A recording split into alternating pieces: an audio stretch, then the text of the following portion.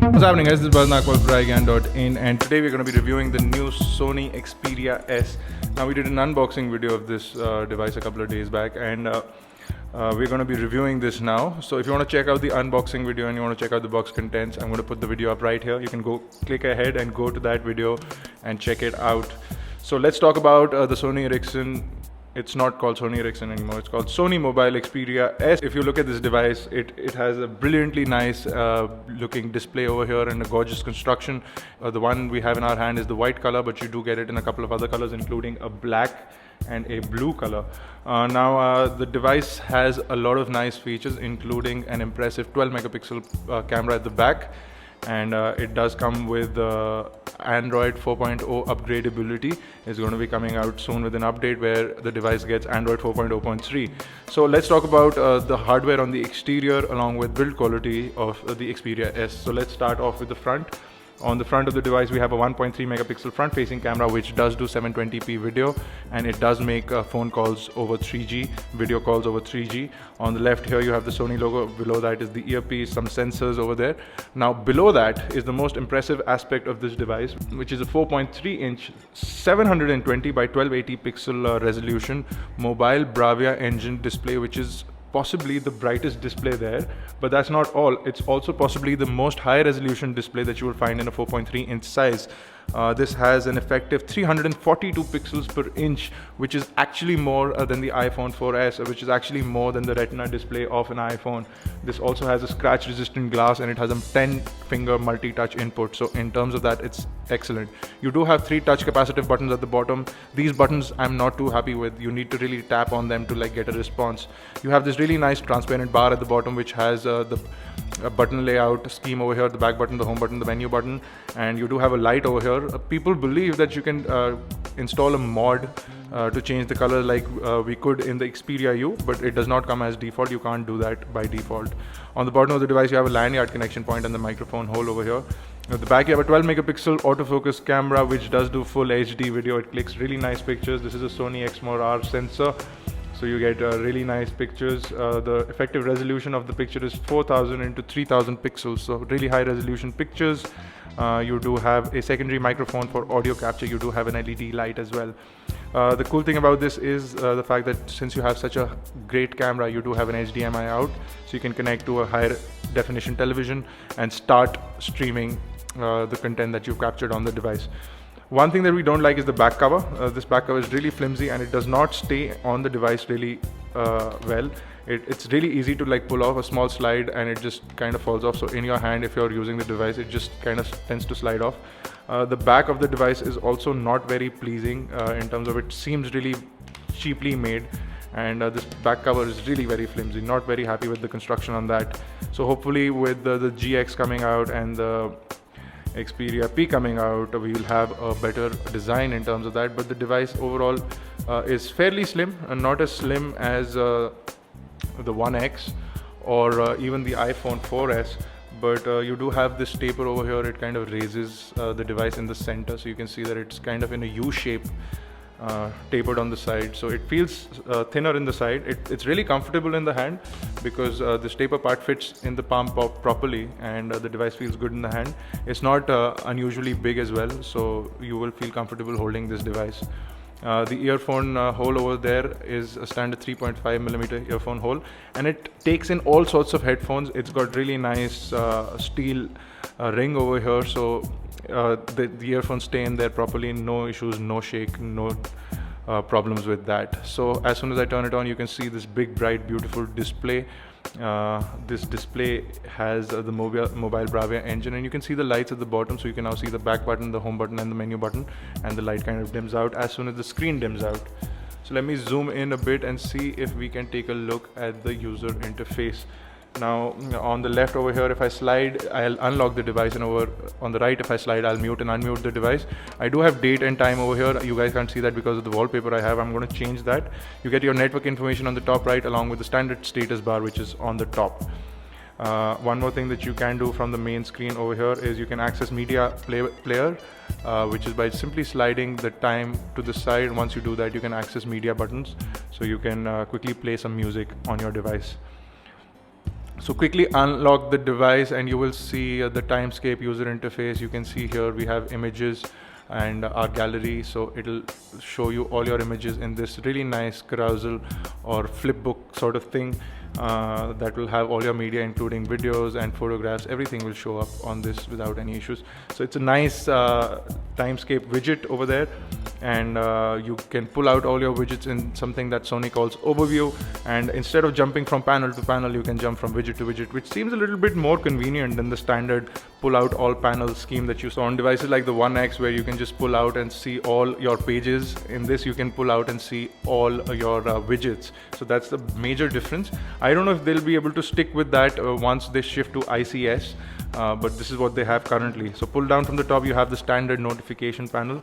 You don't have quick toggles for Wi-Fi, Bluetooth, etc. But you have something really nice, which is this widget over here, which Sony includes. So this is all your toggles in this one tiny widget, and you have really nice animations for it as well. So once I tap this, the Wi-Fi kind of dies out, as you can see over there. So it's turning off Wi-Fi. If I tap it again, it'll turn it on in the same fashion. So nice animations, nice overall user interface, and notification panel is there as well. So this is the standard home screen layout for the Xperia S, and you can of course pull in all your widgets like I said before. It's fairly easy to change the wallpaper as well. Just simply tap down and you get the customization panel. Tap on the wallpaper. Let's go into the gallery over here, and let's see if I can find a nicer wallpaper for you guys.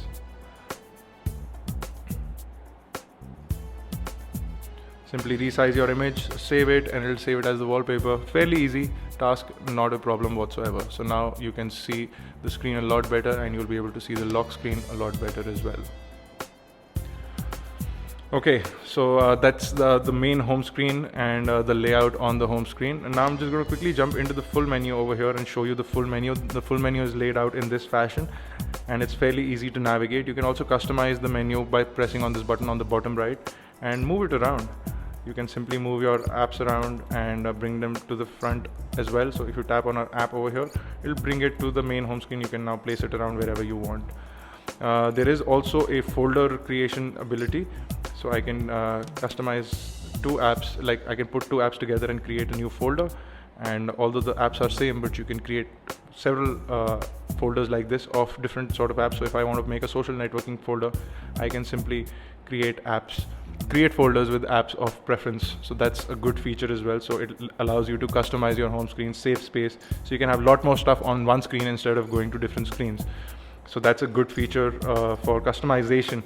You can also like change the layout of the apps, so in your own order, alphabetical order, most used, recently installed, all that is there as well. You do get a bunch of apps which are preloaded for ease of use. So Timescape is one of them. It allows you to bring in all your social feeds in one singular moment. It is a social feed in your phone, so it's a nice app. And if you have a lot of social networking that you do, you can use the app to bring in all your social feeds. You do have the standard Google apps pre-installed, YouTube, Gmail, and all of that. You also have a Google Plus Messenger, Google Plus. You also have FM radio. So you need to have your headsets in there to start the radio. You have football downloads, which is an Xperia app. Coming further right, you will see a bunch of apps that are installed for ease of use. Again, you have App Extra, Liveware Manager, a 3D camera. They have really nice panoramas and all of that in this. You also get a 50 gigabyte box account once you sign up, once you turn on the device. So you get 50 gigabyte of free storage for life on box.net. So that's great as well. So we're really happy with the kind of apps that are included, and you can also always download tons of apps. You have a Play Now app, you have a Power Saver pre-installed. So tons of apps will help you maintain this device, and you can obviously always download tons of apps from the Google Play Store, which is conveniently located on the dock over here. Jump into the Play Store and you'll be able to access tons and tons of applications from the Android marketplace. You also have a separate Xperia menu in this list. So if I jump into Google Play, it should load up the Sony tab over here, and once you press on that, you have all the apps for the Xperia S that have been recommended by Sony.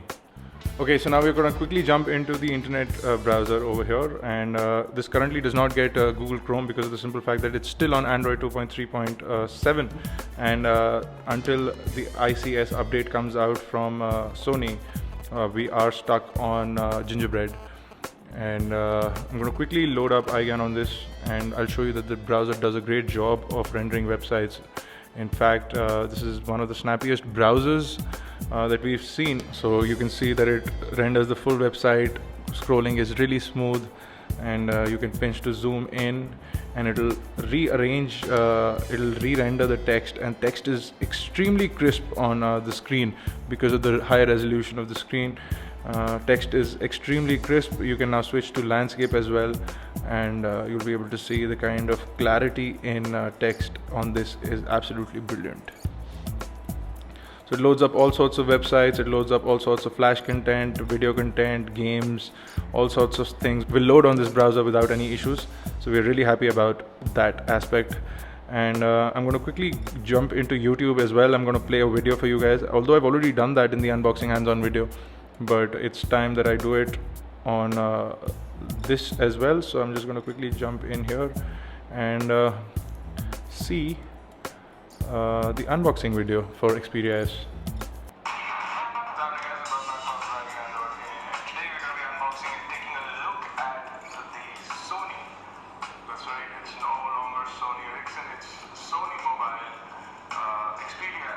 As you can see, audio quality and video streaming quality is absolutely phenomenal. The display is very bright, very vivid. The viewing angles are amazing. You can actually view this display from all angles, and you'll have no issues looking at the display.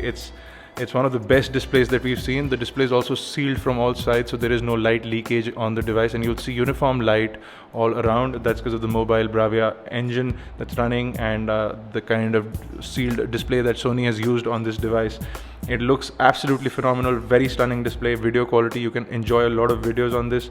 The speakerphone is very loud, so you'll enjoy a lot of audio from this as well. And one thing that we really like is the fact that it's flat, so you can actually keep it on a surface, keep it on your table and actually watch videos on it as well. Or this device also stands up vertically or horizontally, which could be a nice feature if that's something that you like. I don't know, I thought it was worth mentioning, so I did. The next thing I'm going to do right now for you guys is quickly jump into the camera, and I'm going to do that by pressing on this button over here. And once you do that, you jump into the camera over here. You have a list of your recently clicked pictures on the bottom right over here. Click pictures and videos, and you can now, this camera has really nice focusing capabilities, so you can jump into modes over here. You have sweep panorama, 3D multi-angle panorama, and you have 3D sweep panorama.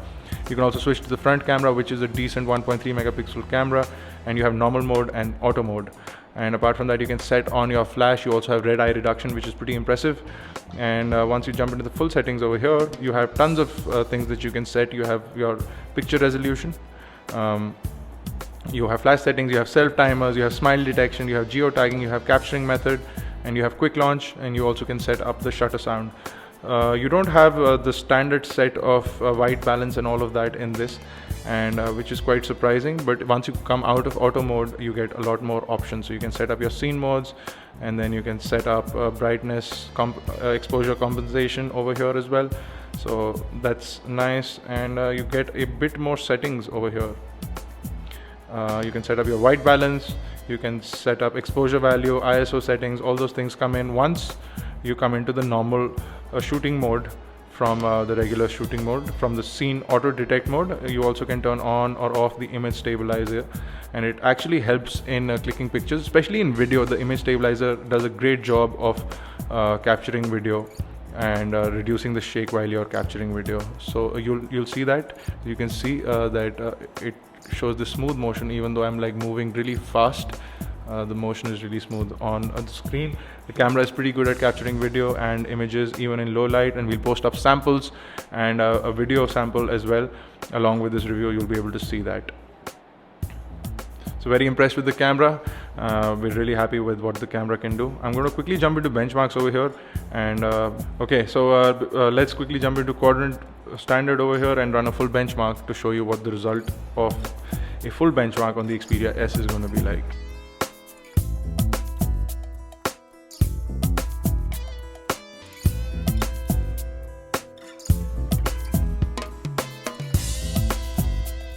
So on the quadrant benchmark result, the device scores a measly 1984. And if you look at the bottom over here, I don't know if you can get it to focus.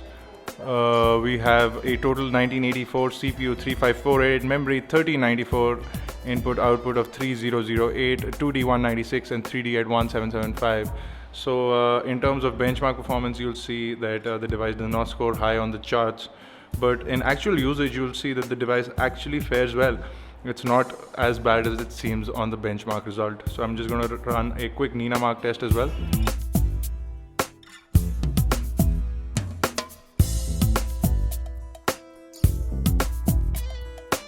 So in terms of Nina Mark II, the device scores a 37.4 FPS. Fairly decent score. Actually, it's a pretty good score for the device on Nina Mark in terms of graphics performance. So let's quickly come back into the main screen over here, and the last final things I'm going to do right now for you guys is to play a couple of games, and I'm going to start with Blood and Glory. It's got high graphics, so it'll be a good demonstration for the device.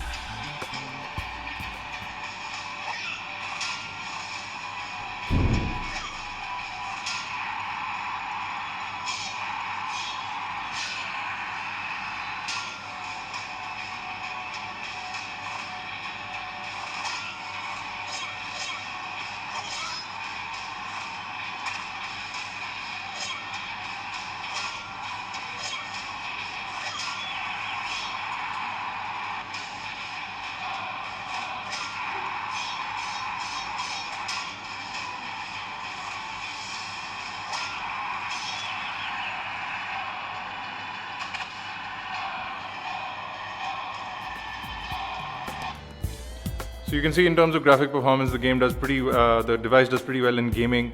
You can also play standard games like Angry Birds and Real Racing 2. They work properly on the device, so you won't have any issues. Apps like Instagram work really well because of the fact that the camera clicks awesome pictures, and then you can add those filters on them as well. We've got some really nice live wallpapers in the device. So once you set up the live wallpapers, you can quickly pan through the device, and you can see that the screen looks absolutely brilliant and vivid. In terms of graphic performance, we have zero complaints from this device, and you will notice a sort of lag once in a while doing regular tasks, but then it kind of goes away. It doesn't sustain through like other devices, and we're okay with that. We're not too complainative about it. In terms of the audio quality, the phone is pretty solid, and the network connection is pretty solid all throughout. We were testing this on Vodafone, Airtel, and those networks were fine. We are indoors on Dolphin right now. So with Dolphin, indoor signal is pretty bad. So we're getting about 2 to 3 bars indoors, which is fairly good for Dolphin. In terms of networks, we did face a couple of dropped calls while traveling. During our phone conversation, we had a 1-hour conversation without any dropped calls. So in terms of that, it's good. The biggest complaint we have with this device is battery life. So if we have Wi-Fi turned on, and if we have data turned on, the battery life is really poor, and it won't even last you a day. Even if you turn off the Wi-Fi and data, the battery life goes on for a couple of days. So that's a big difference between the device. Battery life will drain through if you forget to turn your Wi-Fi off. So that is something that Sony needs to really address and fix, especially once they come out with the Android 4.0 update, because Android 4.0 has better battery management. So if they can include that in their Timescape user interface, battery management would really improve the overall usability of this device. The device is great in the hand, it feels good, has this brilliant display. So if you're not a performance hungry person, and this device is not a performance monster when it comes to tasks and multitasking and all of that, it does not have a quad-core processor like the One X. But this device is an excellent device if you are somebody who just uses the phone maximum for video, for multimedia, and wants one of the good phones available in the market. The display is the most beautiful display that we've seen after a very long time, and I said that for the One X, but till I saw this display, I thought that the One X display was better than this, but now this display is definitely better. The crispness of pixels on this, the crispness of the detail on the screen is unmatched according to me, and this display just looks vibrant, it looks brilliant, and that's the best thing about it. The back cover is flimsy and we are not happy about it at all, and you can actually lose this. It is so flimsy, it actually falls off without you feeling it. So while pulling it out of your pocket, it can actually come off. So it's that flimsy. So I would recommend getting a cover or something that will keep the back cover in place. For everything else, the device is a good purchase. We think it's a little overpriced because of the hardware specs not matching in, but you do have to factor in the fact that this has a 12 megapixel camera, possibly the industry first, and this kind of camera on Android with 4.0 upgradability coming soon is something that you need to factor in. The camera is great, video samples are going to be going up, and overall great device. Pricing could have been a little less, somewhere around the 24,000-25,000 rupee mark would make this phone an excellent buy. This would make it one of the best purchases in the 25,000 rupee price bracket, but for about 30,000 rupees I'm a little skeptical. So take your call. The device is a beautiful device. The display is absolutely phenomenal. You will not complain about audio quality, you will not complain about video quality, you will not complain about gaming, you will not complain about day-to-day tasks. It's just the physical hardware in there. So if you think that for your money you can get much more, then you should get something else. But if you're happy with what's available in this in terms of a dual core processor, not that the processor is a bad processor, but the processor is a dual core processor and you do have a GPU which is impressive. So think about that, take your call. For more unboxing videos, reviews and tutorials, log on to iGyaan.in. If you have any questions, queries, you can leave a comment below or catch us on Facebook, Twitter, Google+. The links to those are on the video right now and in the description below. Do take out the time, catch our YouTube channels. It's youtube.com/iGyaan, youtube.com/iGyaan TV for iGyaan Networks. This has been Bharat Nagpal. Thank you guys for watching. I'll see you in the next video.